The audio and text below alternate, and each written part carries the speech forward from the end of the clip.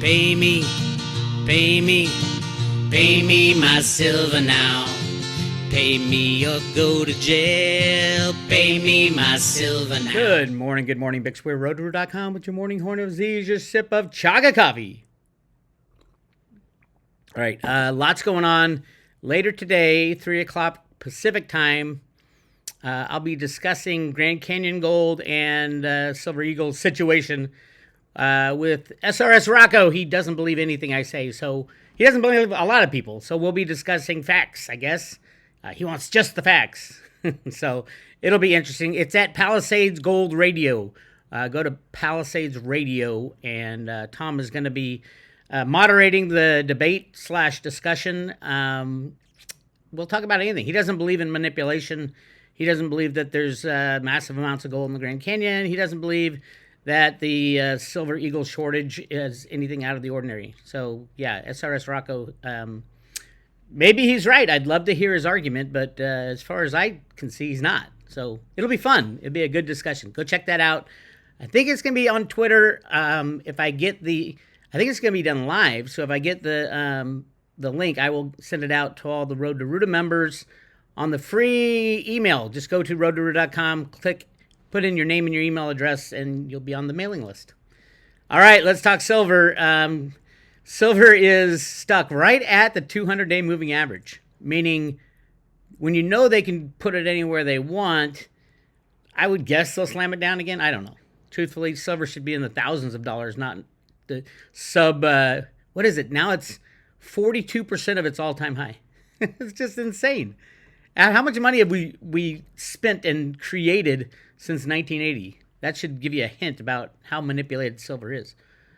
All right, again, right here, if you look at the 200-day moving average, it's right around $20.17 or $21, and they're hovering it right below there. It's a game. Yes, they can slam it down. They can slam it to minus $40 like they did with oil. The derivative price of silver is just that. You could call it silver, you could call it gold, you can call it anything you want. If they control the price with a click of a mouse, there's no free market. And it's impossible to price silver. We haven't known a freely traded price of silver in probably 170 years. So yes, I do think when silver's cut free of these criminals, we're going to see silver in the thousands of dollars. And yeah, all the crypto people are going to be selling their cryptos for silver, and then they're going to want to get back into cryptos because everybody chases price. That's an amazing thing. If Bitcoin was going crazy, everybody would buy Bitcoin. If cryptos were going crazy, everybody would buy the altcoins.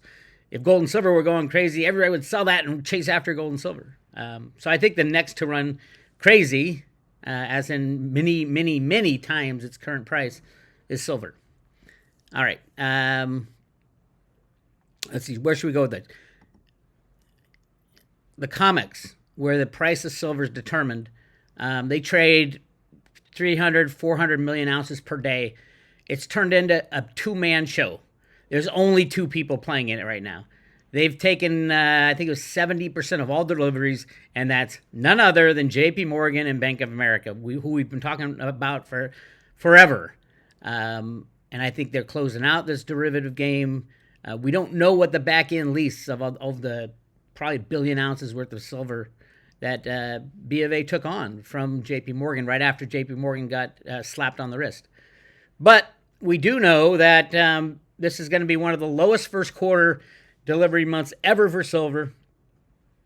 Going to be about, let's see, if I were to guess right now, we've had 1,200 deliveries plus whatever they post today. So right around 15 million ounces, which is be the smallest. I don't even know how far back we'd have to go, but at least the last 3 years.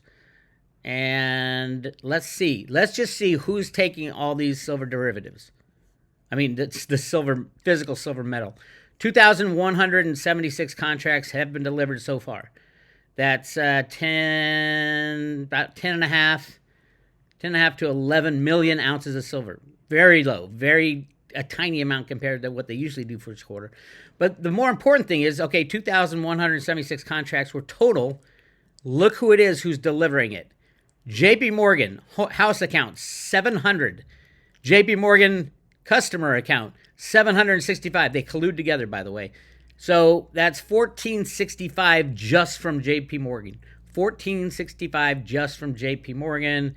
That would be about 7.5 million ounces. Of the 11. So about 70%. And look who's taking all of them right there, Bank of America. Why even have a market? If all these trades are going to be controlled and rigged and only two people are playing the game, JP Morgan and B of A, why even have a market? How can the CFTC, who's supposed to control this, not see what's happening here? They're like the blind monkey. I see no evil, I hear no evil, and I speak no evil. They are colluding with the manipulators. Shocking. Shocking. Another political decision, as Bart Chilton liked to say. So pretty much nobody else did much. Macquarie delivered 200 contracts where SG Securities got 266. It's pretty much JP Morgan and B of A. Wells Fargo delivered a little. That's just shocking. The concentration of the entire silver market right now is focused on JP Morgan and B of A because of their massive silver lease structure. And we saw it in the OCC reports. That's why they're hiding what's going on in the OCC numbers. It's embarrassing. Almost as embarrassing as these guys. The U.S. Mint, Andy told me a couple months ago, hey, the U.S. Mint has been locked at 450 million or 450,000 silver eagles they can only produce every 2 weeks.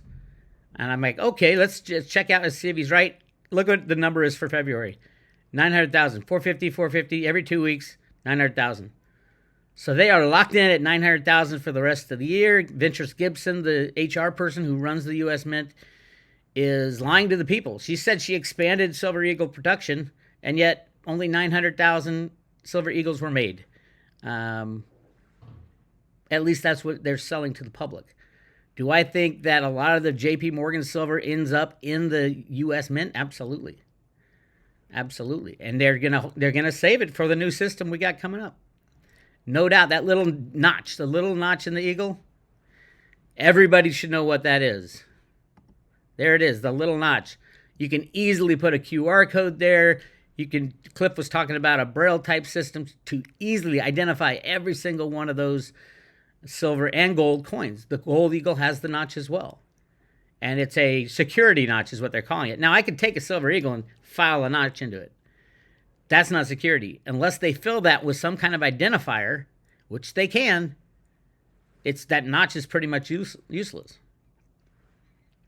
So I hope it's pretty obvious to everybody I talk to. It's not obvious to Steve San Angelo, who's going to be on this discussion today. I don't know how he doesn't get it. But hey, who am I to question, right? Here's a Sainsbury Research. Daniela does a great job interviewing he's the chairman of the Gold Council. And listen to what he says. And, I've been saying, hey, we're going to go to some kind of crypto blockchain type identifier on the silver and gold eagles. Listen to what he says. This guy's in the know. He runs the Gold Council. And on the topic of central bank digital currencies, people often make the case, when we will see central bank digital currencies, that just creates more of a case for gold. Do you agree? And how so? Well, it's interesting. I'm trying to remember the last time I've used cash. We're well down the path of digital currencies already. But we at the World Gold Council are really focusing on what we call a Gold 247 initiative, which is gold 24 hours a day, 7 days a week. And three main focuses: fungibility,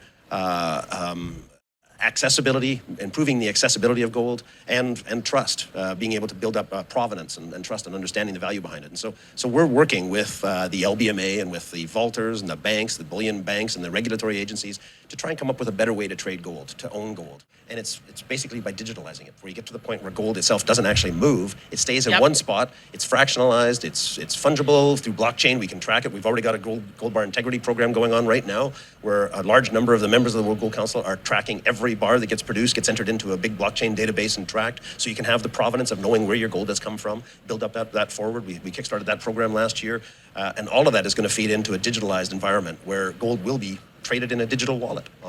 Wow, there you go. There you have it. That's the World Gold Council current. He's not the CEO. He's the chairman. He's the chairman. He also works for Wheaton. I think it was Wheaton. Yeah, it's Wheaton.